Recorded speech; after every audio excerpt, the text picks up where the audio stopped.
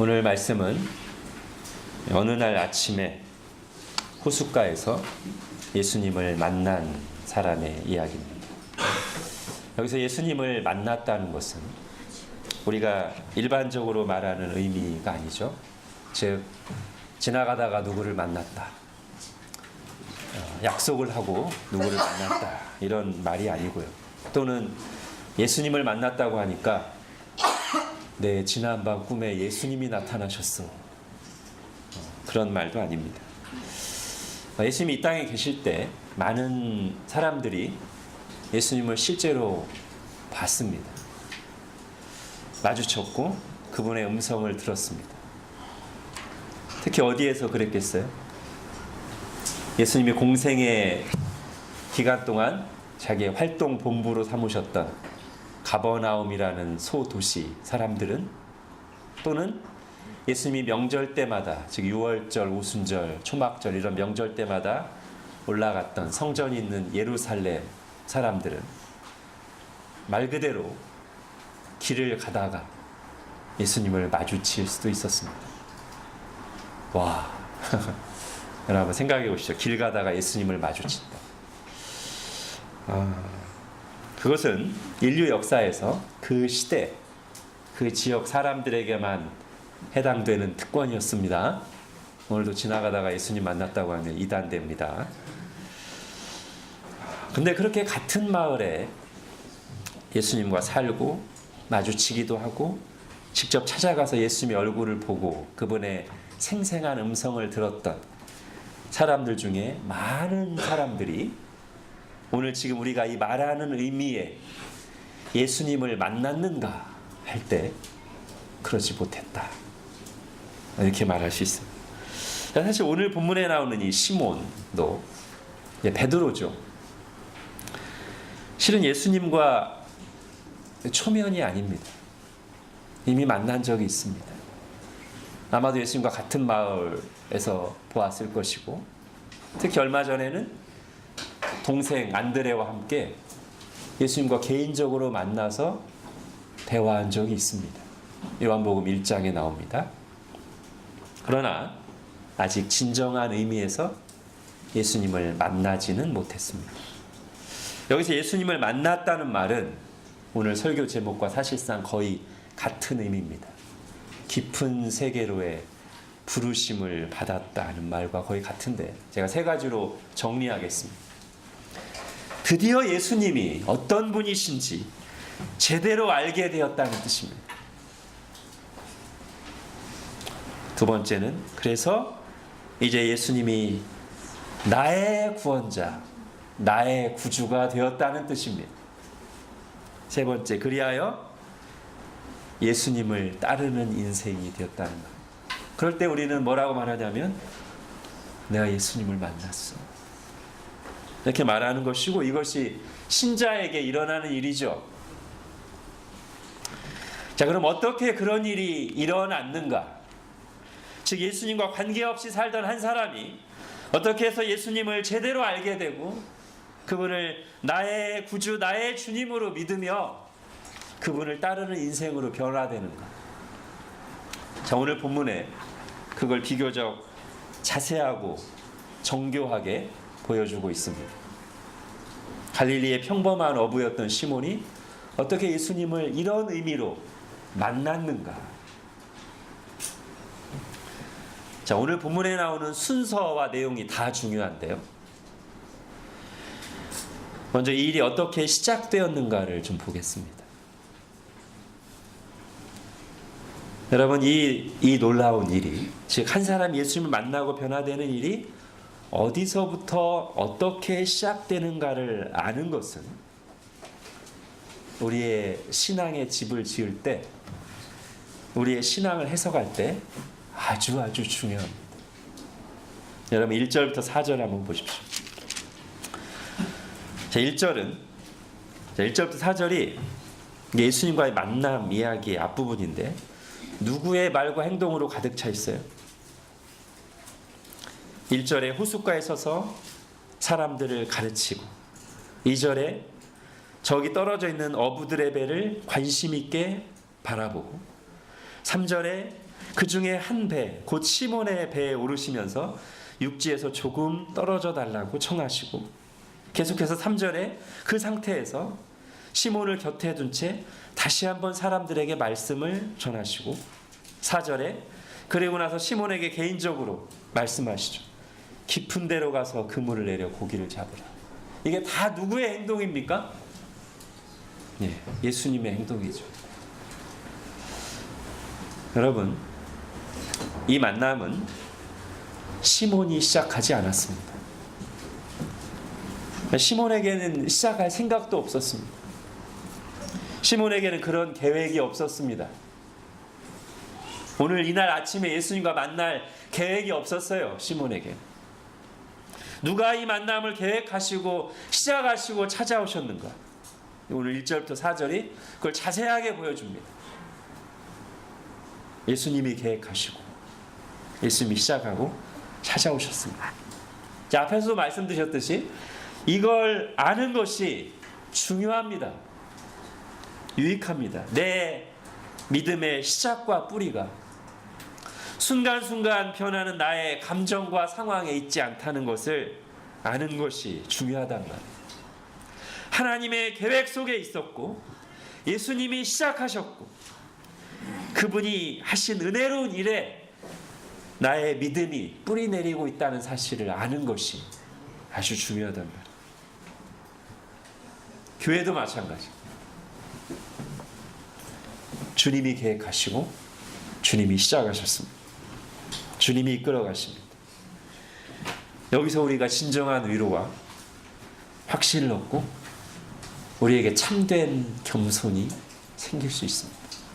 즉 사람들 앞에서 그저 나를 낮추는 신용하는 겸손이 아니라 이것은 정말 내가 한 일이 아니구나.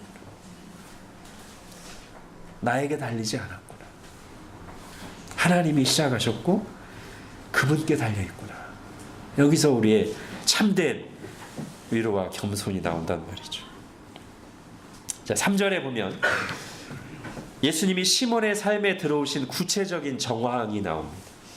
자, 3절 앞부분만 배라 거기까지만 같이 읽겠습니다. 시작.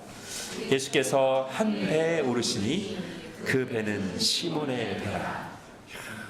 여러분 어떻게 이 표현이 좀 문학적으로 심오하게 들립니까? 자, 지금 이 구절은 말 그대로 예수님이 실제로 어부인 시몬의 배에 오르시는 장면을 묘사한 거죠. 근데 또 어떻게 보면 좀 더 깊은 의미를 담고 있는 문학적인 표현처럼 보이기도 해요. 왜냐하면 지금 5장 1절부터 11절 전체가 그런 굉장히 문학적인 장치들이 잘 들어가 있거든요. 우리도 보통 인생을 항해에 비유하지 않습니까? 인생은 배를 타고 망망대해를 헤쳐나가는 것과 같다. 이렇게 말하죠. 거기에서 때로 감당하기 힘든 거친 풍랑을 만나기도 하고 그래서 난파되는 사람들도 있고 때로는 순풍을 만나서 평온하게 인생길을 가는 때도 있고 목적지가 있고 과정이 있고 우리가 예측할 수 없는 다양한 변화와 상황이 있는 항해 인생길이잖아요. 그래서 항해자라고 하는 유명한 복음성가도 있잖아요. 지금 예수님께서 시몬의 인생 속으로 불쑥 들어오셨는데 마치 그것을 문학적으로 보여주는 것과 같은 표현이죠. 이 3절 앞부분이.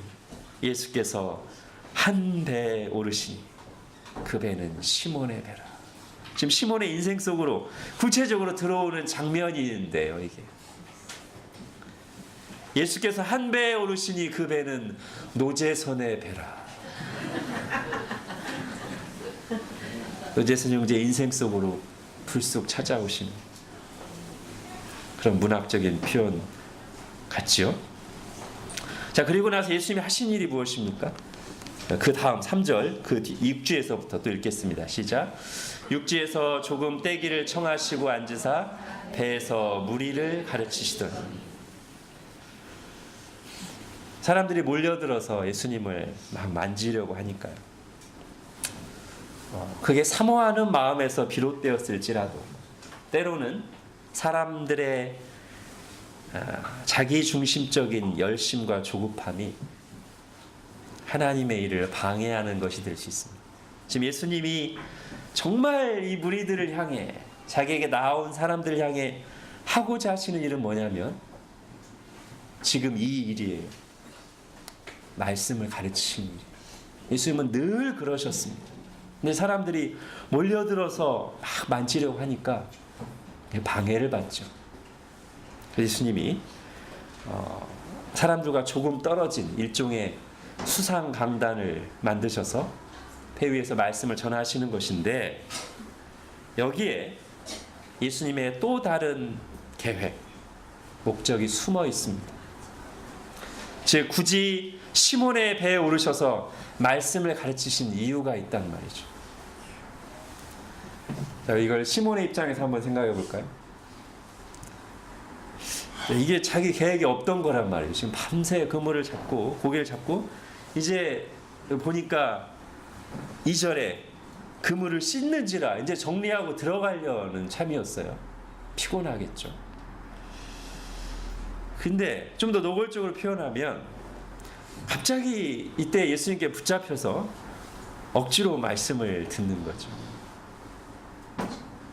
여러분, 하나님의 은혜는 내가 자원해서 있는 자리에서만 임하는 것은 아닙니다. 하나님은 누구보다도 인격적인 분이시지만 하나님의 방법이 늘 우리의 동의를 구하고 우리가 원하는 또는 우리가 이해하는 방식으로만 이루어지는 것은 아닙니다. 저는 믿는 아내를 교회까지 태워주다가 예수님을 믿게 된 여러 남자들의 이야기를 알고 있습니다. 오늘 본문의 시몬도, 이게 나중에 이제 사도, 12사도 중에서 가장 중요한 역할을 한 위대한 사도 베드로인데, 이 시몬도 그 신앙의 시작 단계에서는 결코 자원하거나 능동적으로 참여한 것은 아니었습니다. 그가 예수님을 찾지 않았습니다. 예수님이 그를 찾아오셨습니다. 그리고 예수님의 말씀을 듣도록 상황을 이끌어 가셨습니다.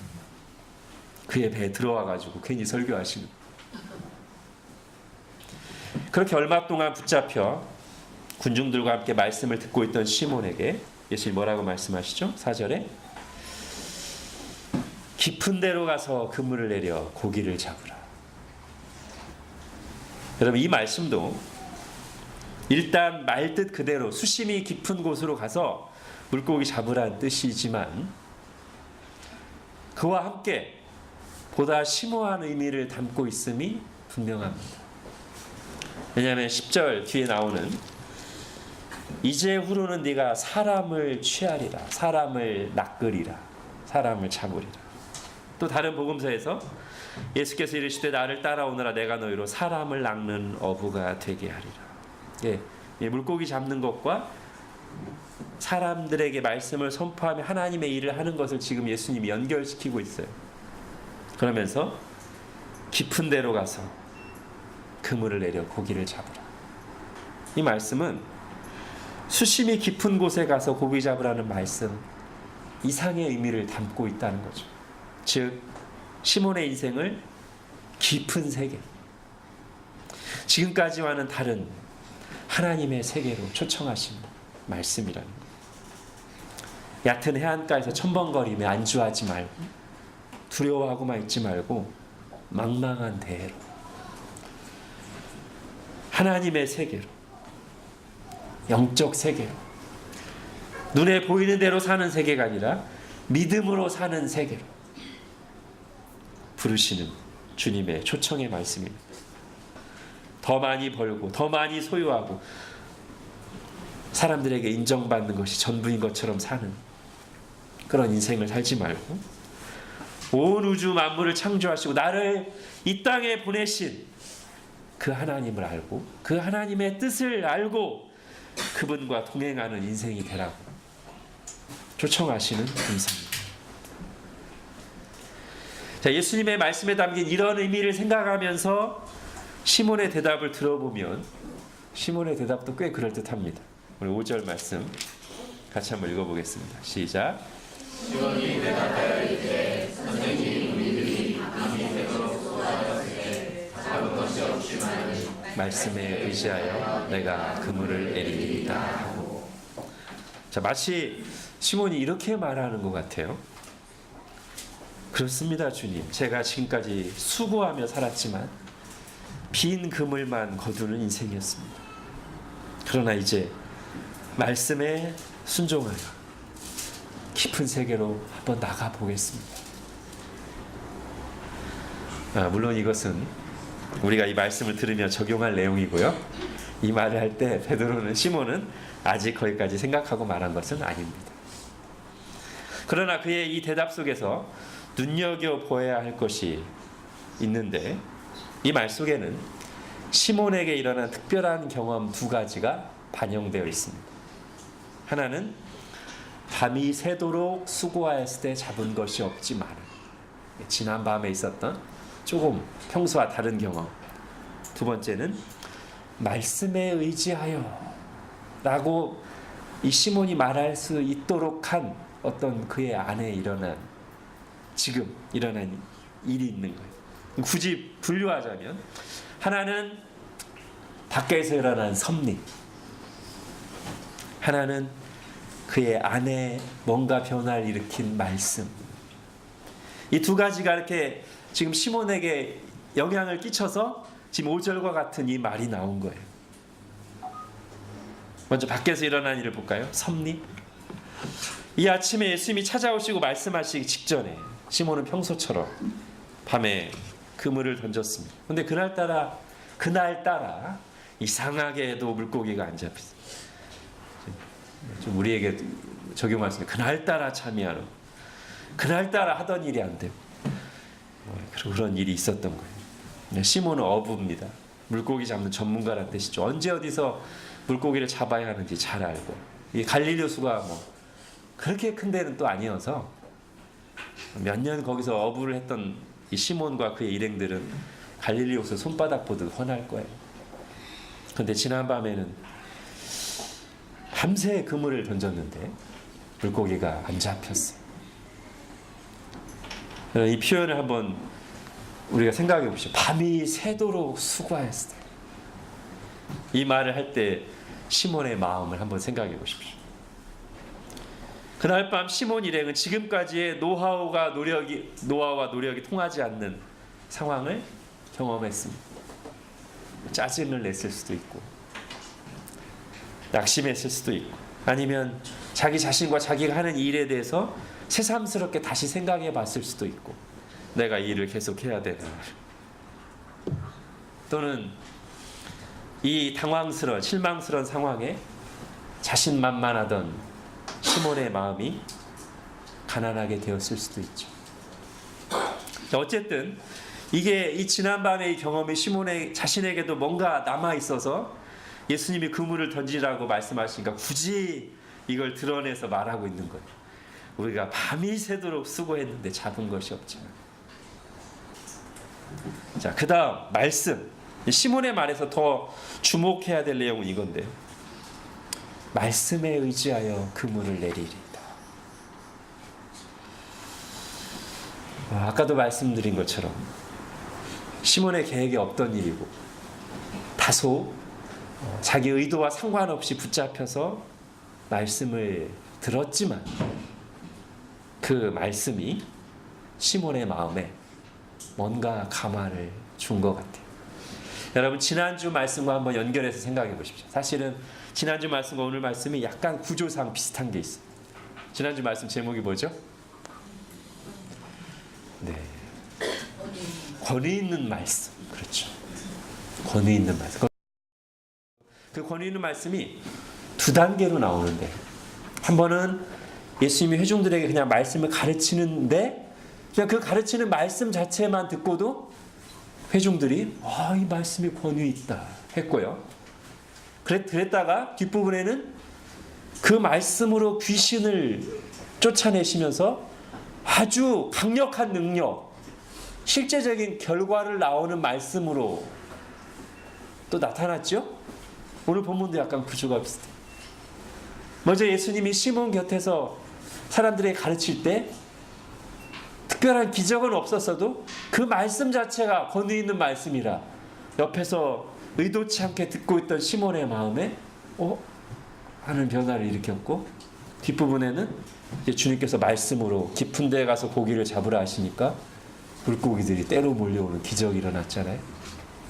지금 시몬에게 그 일이 일어났어요. 그 권위 있는 말씀이 시몬의 마음에 어떤 영향을 주어서 이런 고백과 순종을 하게 만들었단 말이에요. 말씀에 의지하여 내가 그물을 내리리이다. 여러분, 그랬더니 어떤 일이 일어났어요? 순식간에 물고기들이 몰려와서 그물이 찢어질 만큼 잡혔습니다. 이게 저는 약간 1절과 연결된다고 생각됩니다. 1절, 무리가 몰려와서 하나님의 말씀을 들었어요. 나중에 결국 예수님이 이 물고기 잡는 일을 사람을 낚는 일로 비유하시잖아요. 그러니까 지금 예수님의 말씀에 수많은 물고기가 몰려들어와 그물에 잡히는, 그러면서 베드로를 향해서 네가 나중에는 사람을 낚을 것이다 한 것이 이 5장 1절 말씀, 지금 예수님이 하시는 일, 예수님이 와서 말씀을 전할 때 무리가 몰려와서 예수님의 말씀을 듣고 있는 상황과 따로 떨어지지 않는 내용이라는 거죠. 어쨌든 그물이 찢어질 만큼 잡힌 이 물고기를 보며 시몬이 놀랐습니다. 보통 사람들도 놀랄 수 있지만 어부로서 살아온 시몬과 그 일행에게는 지금 이 일은 지금까지 본 적도 없고 일어날 수도 없는 엄청난 기적이었어요. 그리고 바로 이 대목에서 이제 정말 이 기적을 의미 있게 만드는 열매가 나옵니다. 제가 설교 서두에 말씀드렸던 비로소 예수님을 만나는 일이 이제 여기서 등장해요. 8절입니다. 같이 읽겠습니다. 시작. 시몬 베드로가 이를 보고 예수의 무릎 아래 엎드려 이르되 주여 나를 떠나소서 나는 죄인이로소이다 하니. 여기가 이것이 예수님을 만나는 순간입니다. 이전까지는 베드로는 겉으로는, 시몬은 겉으로는 예수님을 만났지만 아직 예수님이 누군지 제대로 몰랐습니다. 그러나 지금 이 순간 예수님이 누구신지 제대로 알게 됐습니다. 그리고 그것을 표현하는 가장 분명한 표현이 호칭이 바뀐 거죠. 5절에서 말씀의 감화를 어느 정도 받았지만 아직도 시몬에게 예수님은 선생님이었습니다. 그냥 예를 표하며 대하는 정도의 사람. 선생님, 랍비여. 그러나 8절에서는 주여. 이제 이분은 내가 그냥 예를 표하며 어느 정도 인생의 거리를 두고 대접해야 될 정도의 선생님이 아니라 내 인생의 주인, 내 인생이 생사화복에 이분께 달린 주님이죠. 그리고 이 앞에 서는 순간, 예수님이 누구신가를 바로 알게 되는 순간, 눈을 뜬 순간, 그분 앞에 서 있는 자기에 대해서도 새로운 각성이 일어났습니다. 그래서 뭐라고 그래요? 나를 떠나소서 나는 죄인이로소이다. 이게 예수님을 만나는 장면이에요. 이게 예수님을 만나는 사건이에요. 제가 전에도 한번 말씀드렸지만 이때 이 시몬의 시선 처리를 한번 잘 보십시오. 처음에는 갑자기 몰려들어 잡힌 물고기를 보고 우와. 그러나 여러분, 이 순간에 하나님이 물고기만 잡히는 기적을 베푸신 게 아니라 사실은 이 시몬의 영혼을 비추셨어요. 그래서 그 즉시 물고기를 보고 놀라는 그 즉시 베드로의 시선이 깊은 데로 가서 고기를 잡으라고 말씀하신 그분께로, 우와, 훨씬 더 큰 놀라움과 두려움으로, 와. 그 다음에 시선은 뭐예요? 물고기 봤다가 예수님 봤다가 이 광채 앞에 환히 드러난 나의 모습을 보니 지금까지 하나님을 등지고 살았던, 이 예수님을 인정하지 않고 살았던, 그분의 말씀을 우습게 여기고 살았던 내 자신의 모습이 너무나 교만하고 초라한 죄인임을 깨닫게 된 것이죠. 여기에 바로 순식간에 물고기를 불러 모으시는 것보다 훨씬 더 크고 중요한 은혜의 사건, 즉 하나님께서 우리 인생들에게 베푸시는 최고의 기적이 여기 있습니다. 이게 뭡니까? 한 사람의 영혼을 비추시고 거듭나게 하신 일이죠. 교만한 죄인을 하나님 앞에 죄인임을 깨닫게 하시고 예수님을 믿게 하시는 일이죠.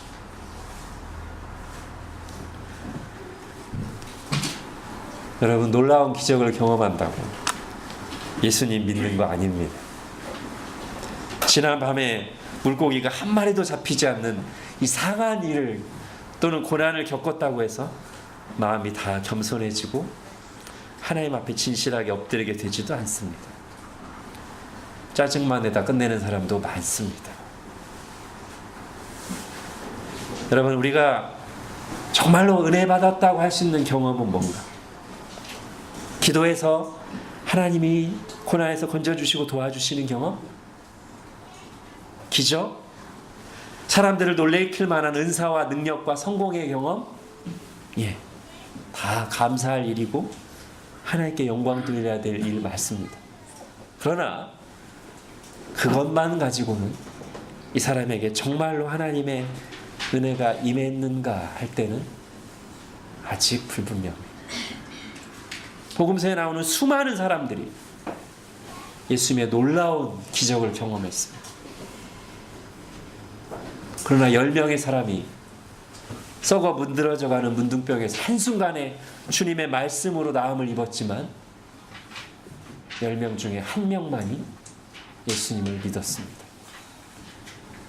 수천 명의 사람들이 들판에서 예수님 손에서 끝없이 불어나는 떡과 물고기, 오늘도 물고기가 나오는데 그때도 물고기가 끝없이 불어나서 남자 장정만 5천 명이 되는 사람이 그 물고기를 먹었지만 오히려 그 다음날 많은 사람들이 예수님을 거절하며 떠났습니다. 놀라운 능력, 기적, 은사 이런 것만 가지고는 정말 예수님을 만났는지 확실치 않다는 말이에요. 오히려 사람들에게 드러낼 만한 그런 드라마틱한 간증거리가 없을지라도 내 속에 참으로 오늘 시몬의 고백했던 말과 같은 그 믿음, 그 고백이 있다면 그 사람이야말로 하나님께서 그 사람 영혼에 정말 놀라운 일, 그 어떤 기적보다도 크고 위대한 일을 베푸신 거란 말이죠. 내가 죄인입니다. 하나님의 은혜가 아니고는 감히 하나님 앞에 설 수 없는 죄인입니다. 그러나 예수 그리스도의 십자가가, 그 완전한 사랑이 나의 모든 죄를 씻고 나를 하나님 앞에 서게 하는 줄을 믿습니다.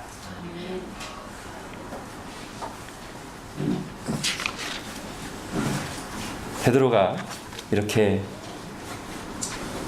십자가 옆에 죄 강도와 같이 진실한 회개를 하자 예수님이 대답하시는데, 말씀하시는데, 이것이 이제 말하자면 4절에서 문학적으로 표현된 깊은 세계로 가서 그물을 내려라의 실제적인 내용이 여기 나옵니다. 10절에 예수께서 시몬에게 이르시되 무서워하지 마라. 이제후로는 내가 사람을 취하리라. 이게 깊은 세계로의 부르심이에요. 제가 좀 더 신학적으로 둘로 딱 나눠서 말하면, 이게 원래 신학적으로 부르심 또는 소명이라고 부르는 두 가지가 여기 다 나오는데, 하나는 구원의 부르심. 어떤 말 속에 그게 담겨 있어요? 무서워하지 마라. 자기의 죄인됨을 발견하고 하나님 앞에 두려워 떨며 엎드린 한 불쌍한 영혼을 향해 주님께서 무서워하지 마라. 사죄의 음성이죠. 그리고 이 사죄는, 이 용서는 완전한 용서입니다. 그 어떤 죄도 한 점의 티도 남김없이 깨끗하게 씻어주고 더 이상 하나님으로부터 끊어지게 하지 않게 하시는 그 음성이죠. 무서워하지 마라. 그리고 이것은 인생의 항해 속에서 나의 연약함을 보고 두려워 떨 때마다 또다시 들려주시고 또다시 들려주시는 우리 주님의 신실한 음성입니다. 두려워하지 마라. 너는 내 것이다. 여기 구원의 부르심이 나오고, 또 하나는 그 뒤에 나오는 이제 우리가 이 소명이라고 하는 사명의 부르심. 이제부로는 내가 사람을 취하리라. 시몬의 경우에는 사도니까 말씀을 전하면서 사람들을 복음으로 낚는 그 일에 전임하는 일이죠. 그러나 좀 더 보편적으로 하면 이제까지 자기를 위해 살던 인생, 오직 자기의 배를, 자기 가족의 배를 채우기 위해 물고기를 잡고 그것의 많고 적음을 비교했던 그 인생에서 이제는 하나님의 뜻을 이루는 인생, 하나님 나라 백성으로 살아가는 인생으로 부르시는 말씀입니다. 이것이 모든 신자를 향한 부르심이죠. 시몬처럼 자기가 하던 일을 완전히 버리고 복음 전파를 위해 헌신하도록 부르심을 받는 사람도 있고, 더 많은 경우는 겉으로 드러나는 포지션의 변화는 없으나 이제는 살아가는 이유와 방식이 달라지게 하는 부르심이죠. 이제 너는 물고기 잡는 인생이 아니다. 이제 너는 너와 네 가족들을 위해 먹고 살기 위해 사는 인생이 아니다. 너는 하나님의 백성이고 하나님 나라 일꾼이다. 내가 너와 함께 하리라. 너를 통해 영광을 받겠다.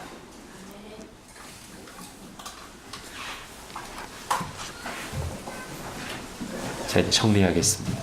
제가 아까 오늘 본문에 나오는 순서와 내용 하나하나가 다 중요하다고 했죠. 이 일을 계획하시고 시작하신 이가 하나님이시고, 그가 때가 되어 시몬의 배에 불쑥 들어온 것처럼 우리 인생 속으로 들어오셔서 말씀으로 우리를 찾아오셔서 우리를 이 깊은 세계로 부르십니다.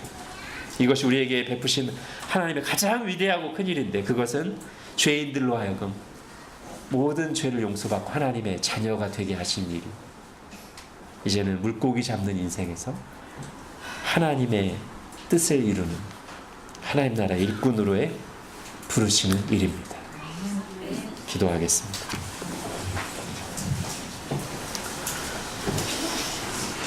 하나님, 만약에 우리가 주님을 믿는 일이 우리에게서나 다른 사람들로부터 시작된 것이었다면 우리는 진작에 좌초했을 것이고 늘 불안했을 것이고 결코 주님이 원하시는 열매를 맺는 데까지 나아가지 못했을 것이오나, 오늘 말씀에도 분명히 드러내신 바와 같이 이 일을 창세전에 계획하시고 이 일을 시작하시고 우리를 말씀으로 찾아오시고 이루신 이가 사람이 아니오 내가 아니오 예수 그리스도이시기에 우리가 확실하게 구원을 받고 장래를 두려워하지 않고 하나님께 맡기며 담대하게 주님의 보좌 앞에 나아가며 지금 이 자리에 있는 줄을 믿고 감사를 드립니다. 이제 이 귀한 부르심을 은혜로 받았으니 하나님, 우리 죄를 확실하게 씻어주시고 하나님의 사랑받는 자녀가 되게 하신 이 은혜를 굳게 붙잡고 누리게 하시고, 또 한편으로 자기만을 위해 사는 인생이 아니라 하나님의 뜻을 이루며 사는 인생이 되었음을 늘 인식하며 늘 또 새롭게 각성하며 우리가 있는 그곳에서 하나님의 말씀에 순종하여 하나님을 섬기고 주님의 영광을 드러내는, 주님께 쓰임받는 저희 모두가 되게 하여 주옵소서. 예수님의 이름으로 기도합니다. 아멘.